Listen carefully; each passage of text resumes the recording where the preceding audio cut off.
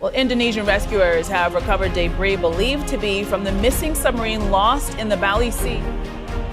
An Indonesian submarine has disappeared off the north coast of Bali. The Navy has asked for help from Australia and Singapore as it searches for the vessel and the 53 crew members on board.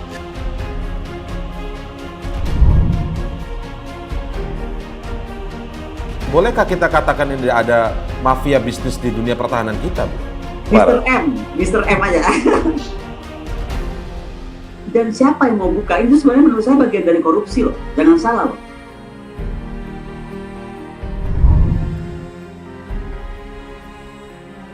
Saya minta BPK turun ke MRO dulu. Bahwa di MRO inilah kuncinya. Makin usianya makin meningkat, maka makin ketat harusnya audit MRO dilakukan. Kasus kapal selam, saya punya kok laporan dokumen terakhir apa hasil maintenance-nya. Saya punya report dari mulai Maret kemarin tentang kondisi kapal selam tersebut dan dari sebelumnya tentang torpedo. Pertama, dia beli Hilux-nya itu utuh, yang diambil hanya sasis. Kemudian yang lain-lain dijual kembali, padahal harga yang dicas itu harga satu mobil. Menurut saya kalau KFS KIX coba diaudit. Audit siapa yang memutuskan KFS KIX dijalankan. Akhirnya dengan segala hormat mengedit KKIP, Komite Kebijakan Industri Pertahanan. Berani nggak sekarang pada ngaudit KKIP? Tahu kan KKIP siapa aja di situ? Tapi sekali lagi pemain-pemain yang nggak perlu itu out. Makanya saya tuh sekarang mendorong betul DPR pengguna anggaran jangan cuma di Kemhan. Panglima TNI harus pengguna anggaran. Nanggala 402 buka tabir mafia alutsista. Concern saya yang sangat teramat dalam, kita kehilangan 53 putri terbaik bangsa. Dan ini nggak main-main. Duka yang teramat mendalam kembali menghampiri bangsa Indonesia dan dunia kemaritiman. Sebanyak 53 prajurit hiu kencana dinyatakan gugur dalam tragedi tenggelamnya KRI Nanggala 402. Kapal selam tersebut tenggelam ketika menggelar latihan di perairan Bali pada Rabu 21 April lalu. Rupanya peristiwa tersebut menuntun terbukanya tabir mengenai adanya mafia dalam pengadaan alat utama sistem pertahanan atau alutsista. Pengamat militer KONI Rahakundini Bakri mengungkapkan ada sosok yang berpengaruh dalam pengadaan sistem persenjataan prajurit. Hal tersebut makin memperburuk persoalan alutsista TNI.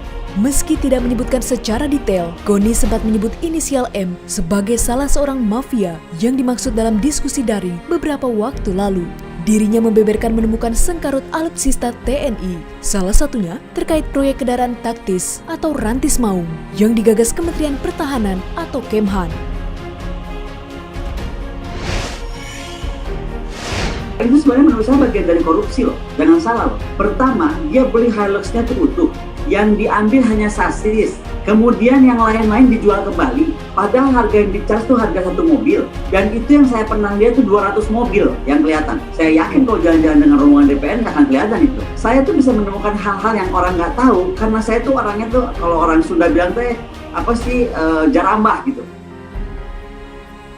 Bukan hanya itu, KONI juga menyinggung kerjasama mengenai pembuatan jet tempur Indonesia-Korea bertajuk Korean Fighter Experiment atau KFX dan Indonesia Fighter Experiment atau IFX. Kerjasama tersebut berpotensi menemui jalan buntu sebab Menteri Pertahanan Prabowo Subianto memutuskan untuk tidak melanjutkan proyek tersebut. Menurut KONI, kalaupun akan dilanjutkan, potensi kerugian yang dialami Indonesia akan jauh lebih besar.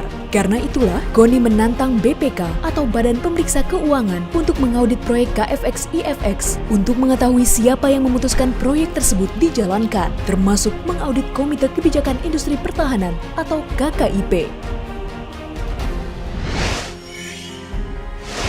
Berani nggak sekarang pada ngaudit KKIP? Tahu kan KKIP siapa aja di situ? Kalau kita betul-betul mau ngomongin pertahanan yang betul-betul murni, harusnya mudah. Tapi sekali lagi pemain-pemain yang nggak perlu itu out. Makanya saya tuh sekarang mendorong betul DPR pengguna anggaran jangan cuma di Kemhan. Panglima TNI harus pengguna anggaran. Dalam pengembangan proyek tersebut, Indonesia sudah punya komitmen senilai 2 miliar dolar Amerika Serikat. Namun, karena kerjasama yang menemui jalan buntu ini, membuat Indonesia berpotensi terkena denda sebesar 450 juta dolar Amerika Serikat. Sedangkan dengan 2 miliar dolar atau tersisa katakanlah kita sudah bayar 250 juta dolar, kemudian ada potensi denda 450 juta dolar, maka totalnya 700 juta dolar. Ada sisa sekitar 1,3 miliar dolar. Lebih baik 1,3 miliar dolar itu dibelikan pesawat yang sudah jadi. Tapi tidak pernah kita diberikan sebuah gambaran yang gamblang apakah memang 1,3 miliar dolar ini akan dibelanjakan pada sebuah alutsista yang fit into the roadmap itu. Koni juga turut mempertanyakan Menteri Pertahanan Prabowo Subianto yang berniat melakukan modernisasi alutsista hanya dalam waktu 2 pekan. Kita harus modernisasi alutsista kita lebih cepat lagi, dan insya Allah dalam 2-3 minggu ini kita akan bersama dengan Panglima TNI dan Kepala Staf kita rampungkan dan akan kita sampaikan kepada Bapak Presiden. Ia mengibaratkan membeli alutsista tidak semudah berbelanja di pusat perbelanjaan atau mall. Pengamat militer tersebut juga mengatakan bahwa yang dibutuhkan ialah roadmaps atau peta jalan. Ini akan menentukan apa yang mau dibelanjakan dan mau dipakai untuk apa, termasuk bagaimana komponen pendukungnya. Tiba-tiba mau membuat roadmap cepat, bukan roadmap lagi bahasanya, master plan 2 minggu untuk modernisasi. Seolah-olah ada anggapan membeli peralatan, membangun postur itu seperti beli kue ke mall. Jadi apa aja dibeli dan ada kemungkinan membeli bekas. Anggota Komisi 1 DPR RI, Muhammad Farhan, juga turut menyampaikan pendapatnya mengenai modernisasi kapal selam yang ingin dilakukan oleh Menhan Prabowo. Belajar dari pengalaman Nanggala 402 sebelum dilakukan pembelian kapal selam, sebaiknya Prabowo memperhatikan sistem keamanan dari kapal selam itu sendiri.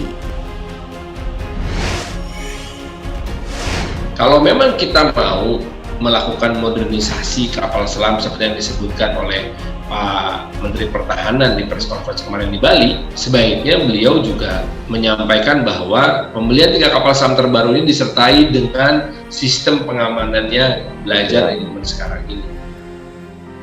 Terkait dengan usia Nanggala 402 yang terbilang cukup tua, Koni berpendapat jika umur kapal selam tidak menjadi masalah asalkan maintenance atau perawatan dilakukan dengan ketat. Salah satunya terkait dengan MRO atau maintenance, repair, dan overhaul. Sejak awal, dirinya telah meminta agar Badan Pemeriksa Keuangan atau BPK mengaudit sistem MRO. Terkait MRO, saya sepakat betul bahwa di MRO inilah kuncinya. Jadi gini loh, makin usianya makin meningkat, maka makin ketat harusnya audit MRO dilakukan. Maintenance, repair, dan overhaul. Senada dengan Koni, mantan Kabais TNI Soleman B. Ponto juga menyampaikan walaupun kapal berusia tua, namun jika maintenance-nya dilakukan dengan baik, kapal selam akan tetap bagus. Untuk itu, sistem MRO terakhir kapal Nanggala 402 harus diaudit. Di dalam kurun waktu 10 tahun ini, untuk menunggu overhaul selanjutnya, kita harus lihat bagaimana maintenance-nya di antara itu. Bagaimana penggantian critical spare part itu. Apakah diganti atau tidak, kualitasnya bagaimana. Nah, itu harus kita lihat. Jadi harus diaudit lah, dilihat bagaimana maintenance terakhir itu. Sejak dulu, pengadaan alutsista memang rawan akan korupsi. Salah satu contohnya ialah korupsi anggaran pembelian alutsista tahun 2010 hingga 2014 sebesar 12 juta dolar Amerika Serikat yang dilakukan oleh Brigjen TNI Teddy Hernayadi. Atas perbuatan kejinya itu, Teddy dijatuhi hukuman penjara seumur hidup. Dengan putusan seumur hidup ini adalah satu hukuman yang sangat setimpal dengan terdakwa. Penyalahgunaan anggaran, dan anggaran itu adalah untuk kepentingan pembelian alutsista. Pembelian alutsista sendiri sebenarnya ditujukan untuk melakukan modernisasi persenjataan. Jika praktik korupsi semacam itu terus dibiarkan terjadi, pemerintah tidak akan mencapai tujuan modernisasi yang sesungguhnya jika pengadaan alutsista belum bersih dari korupsi. Sekali lagi, tidak ada toleransi terhadap praktek-praktek korupsi, praktek markup, dan saya perlu ingatkan juga bahwa alutsista ini dibeli dari uang rakyat untuk bisa digunakan oleh TNI dalam melindungi rakyat, melindungi bangsa, melindungi negara dari segala bentuk ancaman yang ada. Gugurnya pahlawan penjaga laut Indonesia merupakan kesedihan bagi kita semua, juga merupakan PR besar bagi negara dalam konteks pertahanan. Jangan hanya memikirkan untuk membeli alutsistanya, tetapi pikirkanlah juga bagaimana agar kejadian seperti ini tidak terulang kembali. Tapi seperti katakan Bu Koni tadi, kalau alatnya yang dipasang itu kualitasnya tidak jelas, nah ini akan bermasalah.